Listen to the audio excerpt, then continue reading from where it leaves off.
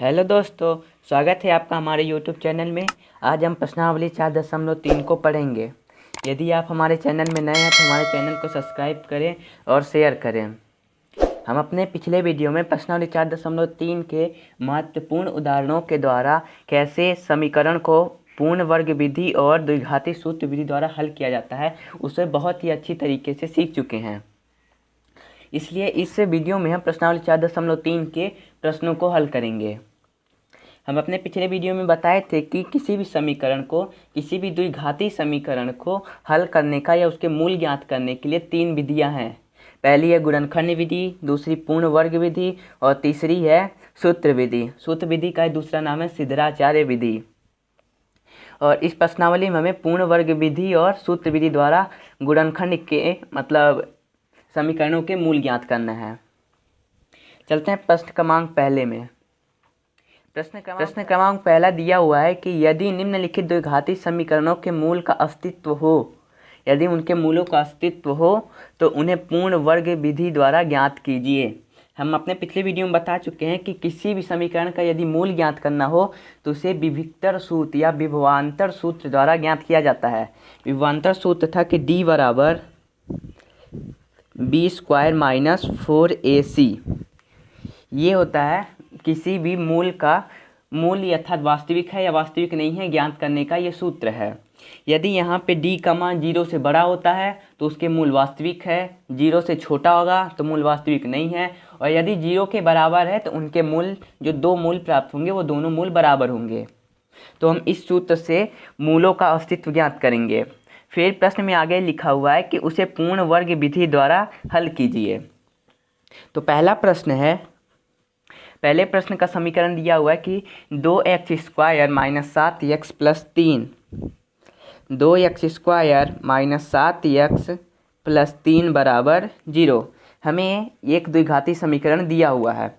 अब इस द्विघाती समीकरण को सबसे पहले इस सूत्र की सहायता से हम उसके मूल को वह अस्तित्व है या नहीं है उसको ज्ञात करते हैं। उसके लिए हमें a, b और c का मान ज्ञात करना होगा, और a, b और c के मान ज्ञात करने के लिए हमें ax² plus bx plus c बराबर 0 से तुलना करना होगा इस समीकरण को।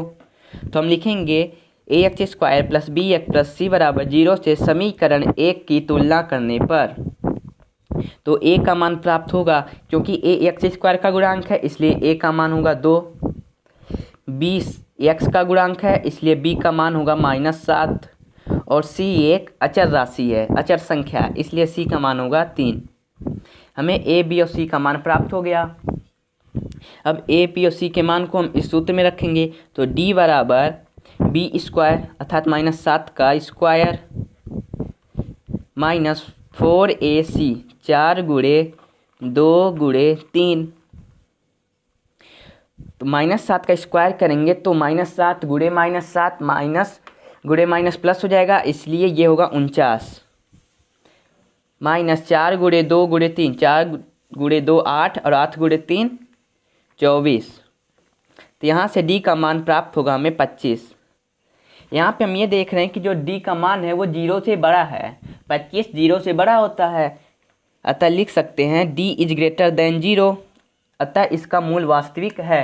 और यदि मूल वास्तविक है तो उसे पूर्ण वर्ग विधि द्वारा हल किया जाएगा। अब इसे हम पूर्ण वर्ग विधि द्वारा हल करेंगे। तो पूर्ण वर्ग विधि से हल करने के लिए सबसे पहले समीकरण को लिखेंगे।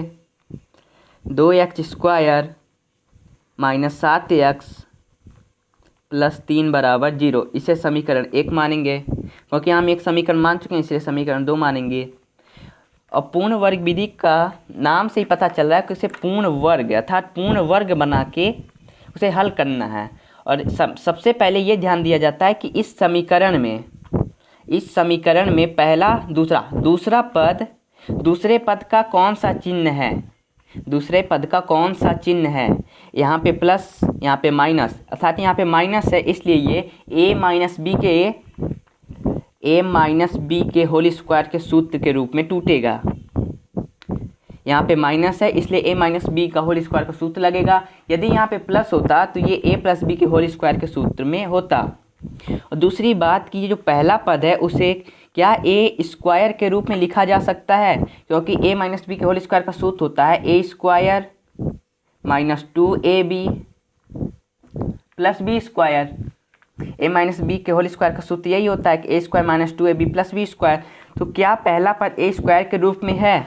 हम यहाँ पे ये देख रहे हैं कि यक्स तो स्क्वायर के रूप में है लेकिन 2 स्क्वायर के रूप में नहीं है, इसलिए हम 2 को या तो पूर्ण वर्ग के रूप में करेंगे या फिर यहाँ से हटा देंगे, और हटाने के लिए हमें 2 से भाग देना पड़ेगा और पूर्ण वर्ग बनाने के लिए 2 से गुणा करना पड़ेगा। तो हम चाहे इस समीकरण में 2 से गुणा कर सकते हैं या 2 से भाग कर सकते हैं। तो हम यहाँ लिखेंगे समीकरण 1 में 2 से गुणा करने पर, समीकरण 2 में 2 से गुणा करने पर जब 2 से गुणा कर देंगे तो ये 2 2 4 एक्स स्क्वायर, 7 गुणे 2 माइनस 14 एक्स और 3 गुणे 2 6 बराबर 0।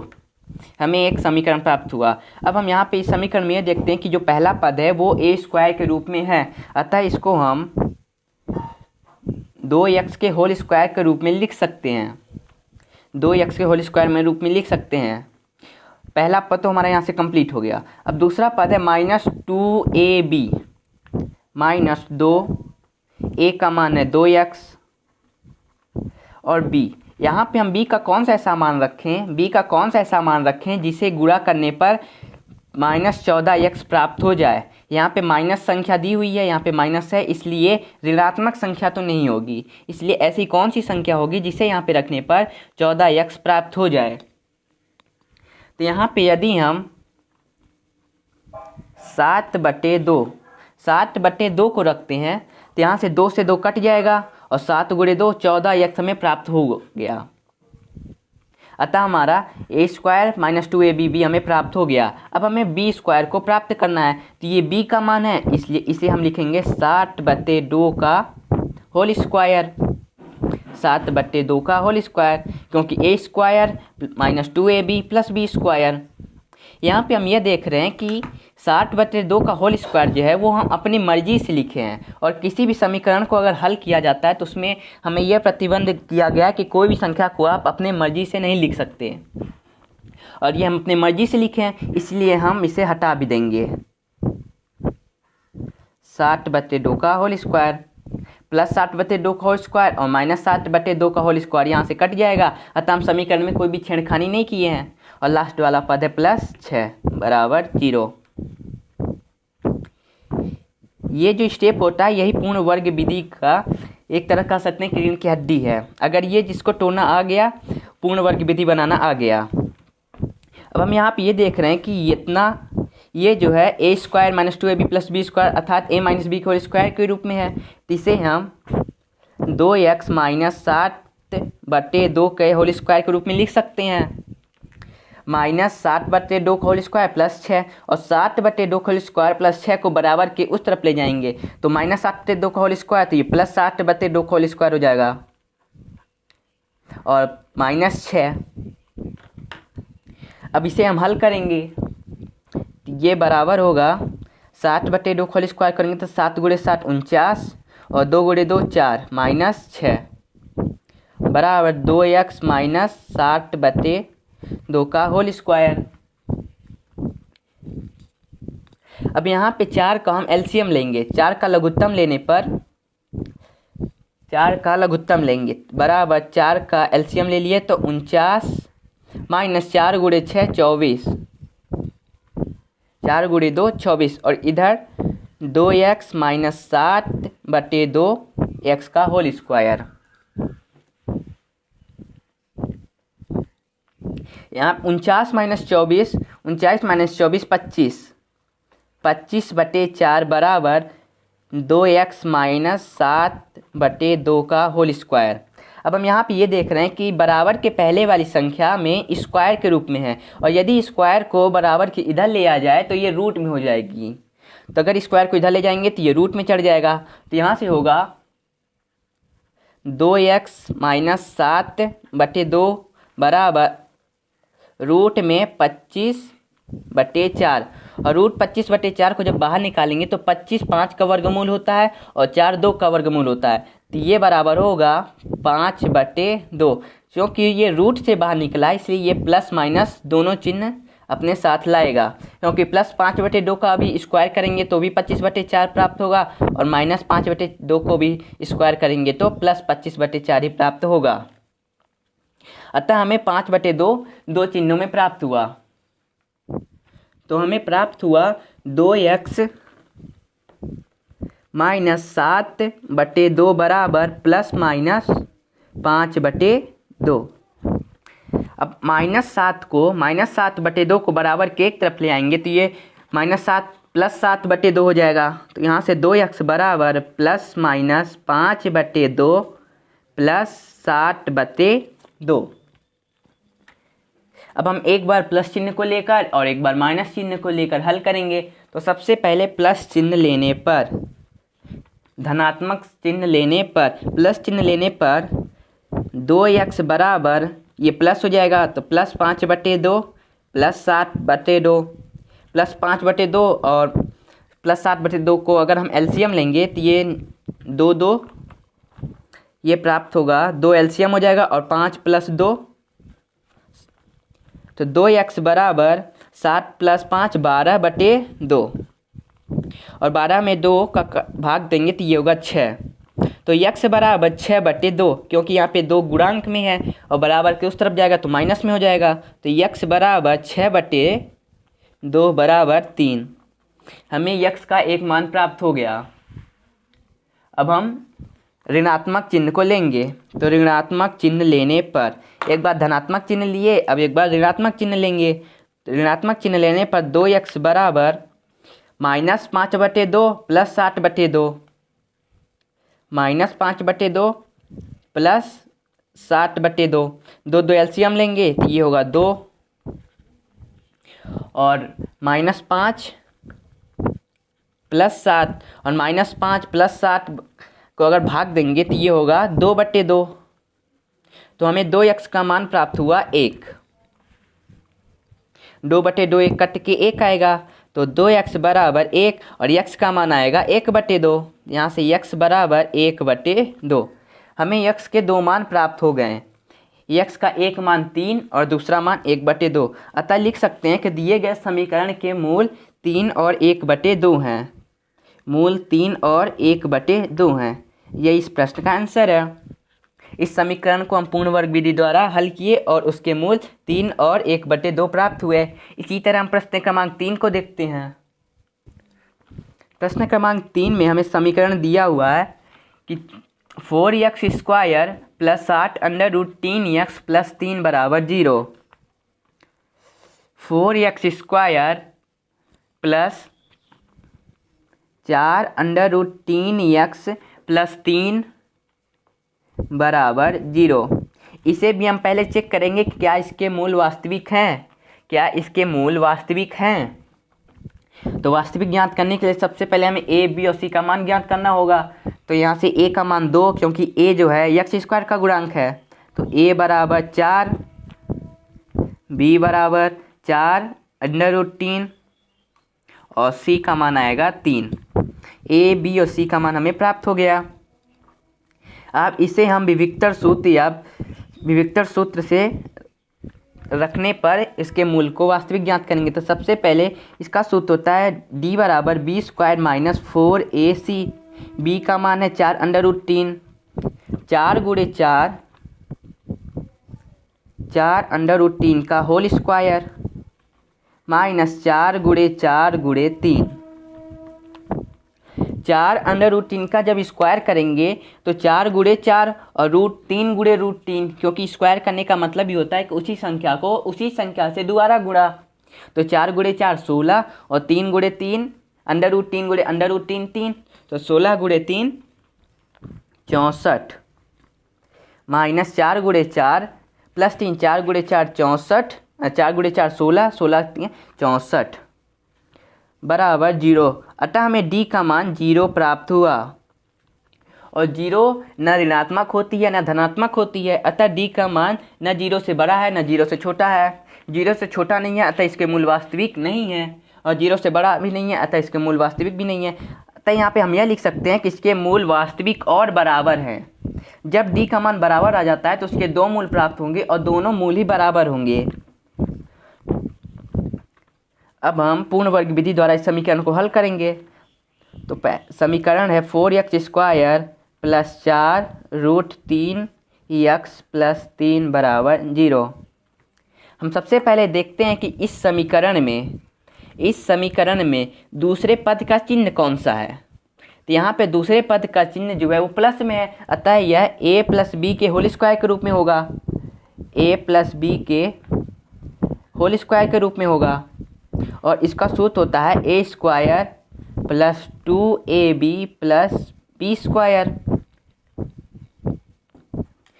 और पहला पद यहाँ पे हम ये देख रहे हैं कि 4 है और 4 पूर्ण वर्ग होता है, अतः इसमें किसी भी संख्या से न भाग दिया जाएगा और न ही गुणा दिया जाएगा, क्योंकि 4x² a² के रूप में है। तो यहाँ से हम सीधा लिख सकते हैं कि ये 2x का होल स्क्वायर a² के रूप में हो गया प्लस 2ab 2x गुणे b। अब b का हम ऐसा कौन सा मान रखें जिससे √3 प्राप्त हो जाए। तो यहाँ से 2 गुणे 2 4x प्राप्त हो रहा है और √3 की कमी है, तो यहाँ पे हम √3 का गुणा कर देंगे, अतः हमें c जो है √3 प्राप्त हुआ। तीसरा पद होता है b², अतः √3 का होल स्क्वायर और √3 जो है वो अपने मर्जी से हम लिख रहे हैं, इसलिए अपने मर्जी से इसे हम हटा देंगे, जैसे समीकरण में कोई भी चेंजेस नहीं आएगा। और तीसरा पद है प्लस 3 बराबर 0।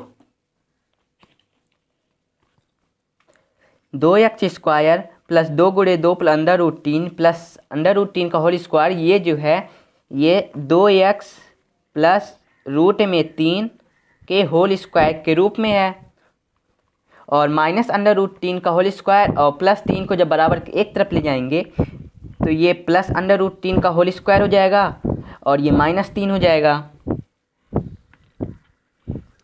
और √3 का जब स्क्वायर करेंगे तो ये होगा 3 और ये होगा -3, 3 - 3 0 हो जाएगा। अतः हमें 2x प्लस √3 का होल स्क्वायर का मान प्राप्त हुआ 0।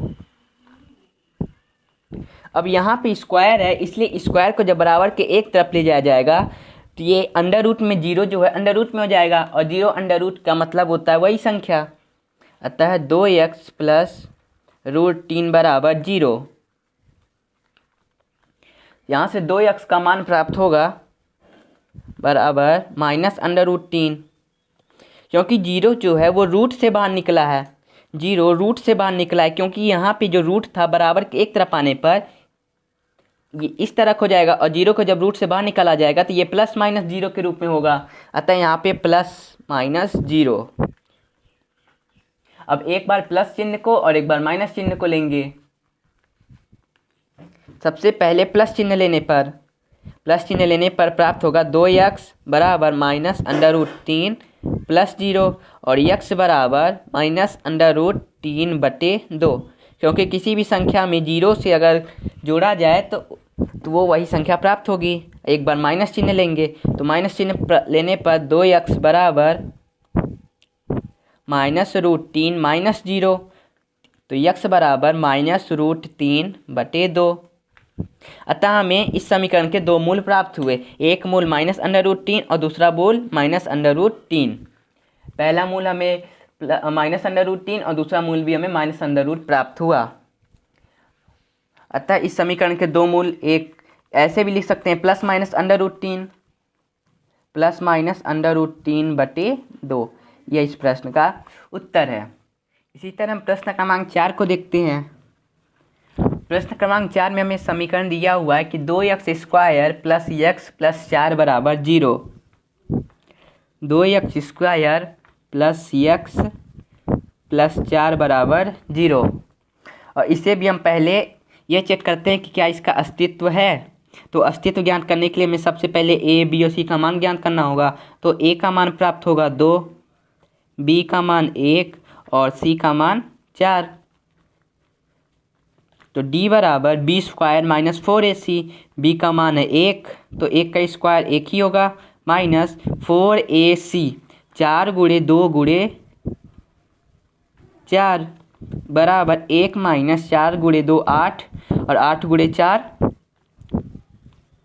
32 बराबर -31। अतः हमें d का मान -31 प्राप्त हुआ और -31 जीरो से बड़ा होता है, सॉरी जीरो से छोटा होता है। तो यहाँ पे हम लिखेंगे d इज लेस देन 0, अतः इसका अस्तित्व नहीं है, अस्तित्व नहीं है। और यदि इसका अस्तित्व नहीं है तो यह प्रश्न पूर्ण वर्ग विधि द्वारा हल नहीं होगा। और हमें प्रश्न में पहले ही बताया गया था कि जिस प्रश्न का जिस समीकरण का अस्तित्व है उसे ही पूर्ण वर्ग विधि द्वारा हल कीजिए। इसी तरह प्रश्न क्रमांक 2 में देखते हैं। तो प्रश्न क्रमांक 2 में हमें दिया हुआ है कि समीकरण 1, जो प्रश्न क्रमांक 1 में समीकरण दिया हुआ है उसी को द्विघाती सूत्र से उसके मूल ज्ञात कीजिए। समीकरण 1 में पूर्ण वर्ग विधि द्वारा मूल ज्ञात करना था और समीकरण प्रश्न क्रमांक 2 में द्विघाती सूत्र द्वारा उसके समीकरण मूल ज्ञात करना है। प्रश्न क्रमांक 2। प्रश्न क्रमांक 2 का पहला समीकरण है 2x square minus 7x plus 3।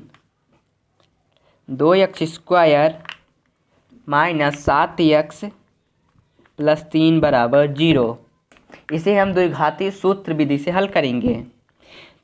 तो द्विघाती सूत्र विधि का जो सूत्र होता है वो होता है x बराबर minus B plus minus under root B square minus 4ac बटे 2a। तो इस सूत्र में बैठाने के लिए हमें a, b और c का मान ज्ञात करना होगा। तो यहाँ से इस समीकरण से a का मान 2, b का -7 और c का 3 प्राप्त होगा। a बराबर 2, b बराबर -7 और c बराबर 3। a का मान 2, b का मान -7 और c का मान 3 प्राप्त हुआ। तो x बराबर -b -7, क्योंकि ये जो माइनस होता है वो सूत्र का ही एक हिस्सा है। और कुछ स्टूडेंट ऐसे करते हैं कि यहाँ पे अगर b का मान -7 है तो यहाँ पे डायरेक्ट -7 लिख देंगे, जबकि ऐसा नहीं होगा। -7 तो b का मान है और माइनस जो है वो प्रश्न का हिस्सा है, इसलिए माइनस गुणे -7। उसके आगे होगा plus minus under root B square, तो -7 का स्क्वायर माइनस 4ac, a का मान 2 और c का मान 3 बटे 2 गुणे 2। तो यहाँ से x बराबर प्लस -7 प्लस 7, तो x बराबर +7 प्लस माइनस अंडर रूट -7 का जब स्क्वायर करेंगे तो ये 49 होगा। -7 का जब स्क्वायर करेंगे तो ये होगा 49 और -4 गुणे 2 गुणे 3, 4 गुणे 2 8, 8 गुणे 3 24, -24 और 49 - 24 25 होता है।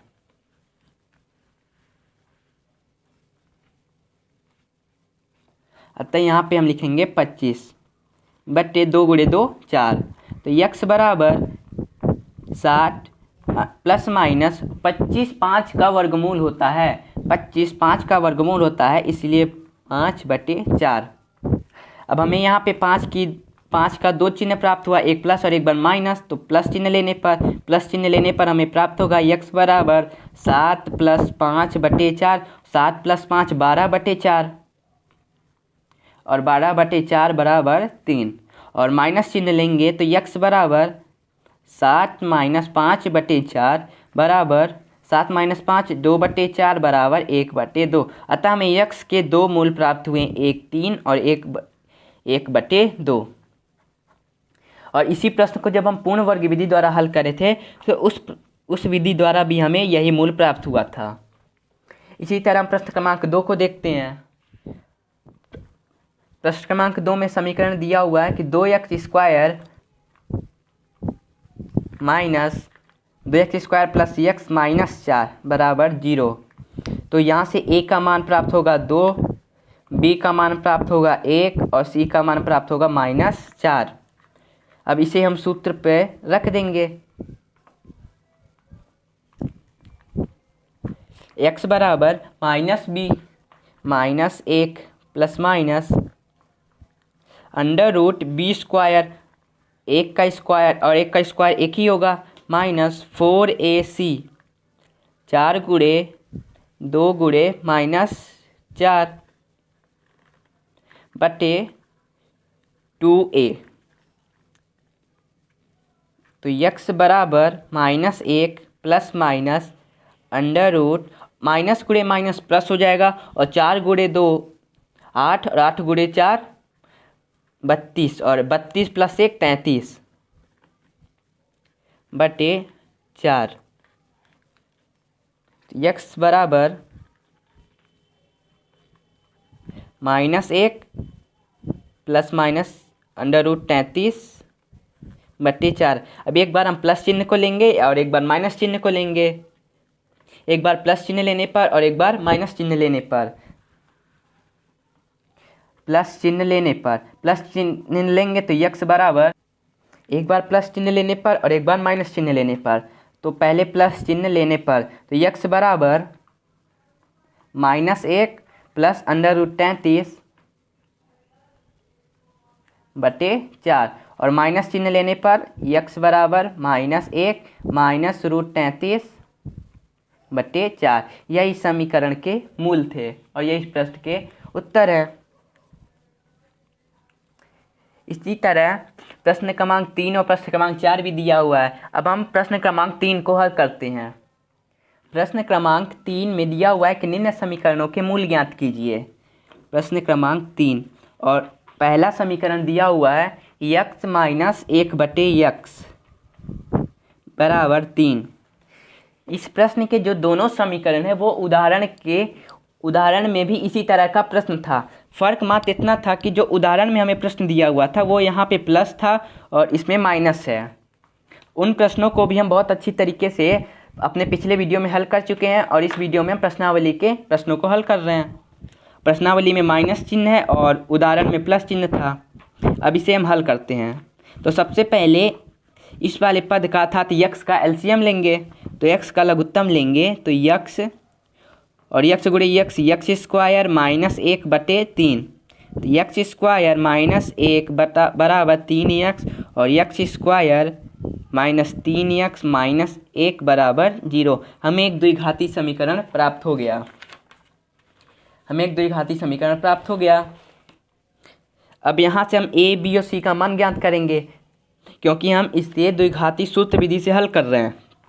तो यहाँ से a का मान प्राप्त होगा 1, b का मान प्राप्त होगा -3 और c का मान प्राप्त होगा -1।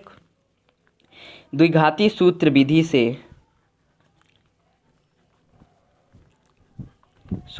से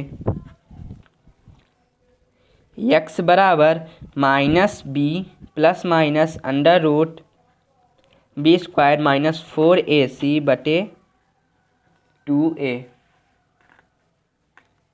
तो x बराबर -b अर्थात माइनस गुणे minus +3 plus minus under root B square अर्थात -3 का स्क्वायर 9 माइनस 4ac 4 गुणे 1 गुणे -1 और माइनस गुणे माइनस प्लस 4 बटे 2 गुणे 1। तो x बराबर 3 प्लस माइनस अंडर रूट 13 बटे 2। अब एक बार प्लस चिन्ह लेने पर और एक बार माइनस चिन्ह लेने पर, माइनस चिन्ह लेने पर हमें प्लस चिन्ह लेने पर 3 प्लस अंडर रूट 13 बटे 2 और माइनस चिन्ह लेने पर 3 माइनस अंडर रूट 13 बटे 2 प्राप्त होगा और यह इस समीकरण का मूल होगा। इसी तरह हम दूसरे समीकरण को देखते हैं। हमें दूसरा समीकरण दिया हुआ है कि 1 बटे x प्लस 4 1 बटे x प्लस 4 माइनस 1 बटे x माइनस 7 बराबर 11 बटे 30। यहाँ पे x प्लस 4 और x माइनस 7 का एलसीएम लेंगे तो ये होगा x प्लस 4 और x माइनस 7 का गुणा इधर और x प्लस 4 का गुणा इधर, ये होगा x minus 7 minus x plus 4 बराबर 11 गुणे 11/13।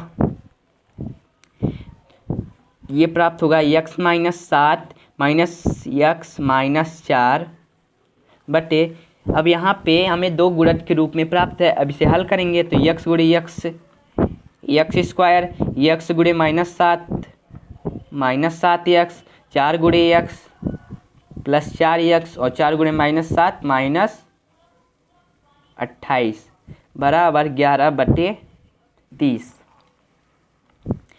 Plus x minus x cut जाएगा और -7 -4 -11 बटे x square plus 7 minus 7x plus 4x minus 3x minus 28 बराबर 11/30 बराबर 11/30। अब इस वाले पद को हम बराबर के उस तरफ ले जाएंगे और यहाँ पे ये बटे में है इसलिए बराबर को उधर ले जाने पर गुणा में हो जाएगा। या ये कह सकते हैं कि यहाँ पे दोनों समीकरण का तिर्यक गुणा करेंगे तो 30 इधर और x square minus 3x minus 28 इधर हो जाएगा।